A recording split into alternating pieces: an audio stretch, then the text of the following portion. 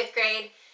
This week we are going to be doing our last part of 5P 3.2, heating and cooling and how it affects materials. So this is part 3.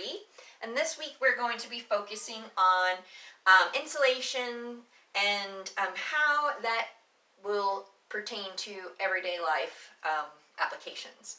So we're going to be talking about thermal expansion, which is an increase in the size of a substance when the temperature is increased. And thermal contraction, which is a decrease in a material's volume. That's the amount of space that it takes up when the temperature decreases. So you've probably seen this before when you've looked at a thermometer in everyday life. When it's really, really hot outside, that alcohol that's inside of the thermometer will rise and go to the top. When it's really, really cold, the alcohol contracts and sinks far down to the bottom. And that's how you can tell which temperature it is. There's an experiment that you can do this week that actually shows this firsthand with when you heat up a bottle that has a balloon on it, the air inside will heat up and it'll expand. We talked about this a lot when we were talking about some weather connections and how heat will rise, and when we're talking about states of matter, and how when you have high temperatures, those molecules have lots of high energy, so they spread out. But when you're dealing with a loss of heat energy, a lot of times those molecules will hug together and contract. So thermal expansion is when everything spreads out. Thermal contraction is when everything hugs together.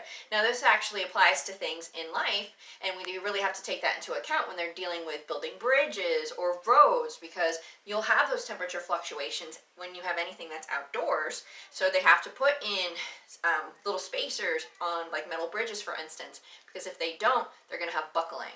And that happens a lot of railroad tracks. Before they kind of understood that science, a lot of the railroad tracks would get warped and a lot of trains would be derailed. So you really have to take that into consideration when you're doing infrastructure type construction. You're also going to be looking at material applications for maintaining temperature with certain kinds of insulators. Like in this insulated bottle, I actually have an inner membrane inside. It's an inner metal and then an outer metal, and there's a vacuum of air in between.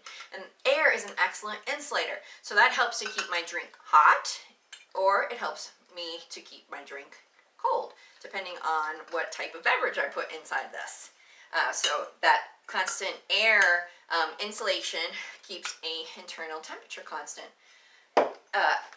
Lunch boxes or coolers, they have layers of insulation. If you actually feel inside, or if you ever had a lunchbox that kind of got old, the plastic will split and you'll see that there's actually foam inside a lot of our lunch boxes.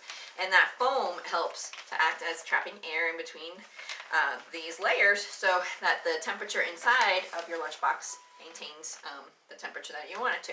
So a lot of times if you put something cold in here, it'll stay colder longer, as opposed to just being out in open air. If you put something hot in here, it'll maintain that hotter temperature longer, as opposed to just be out in air. So here's an interesting little experiment that you can do at home. How many of you have ever tried to open a jar and the lid was on too tight and you're like, and you just can't open it? Well, if you have a scientific knowledge of thermal expansion, and you have a metal lid, or even a plastic lid for that matter, all you have to do is run this baby under some hot water, and those molecules will heat up and expand, and it'll loosen the lid, and you'll be able to pop that lid off.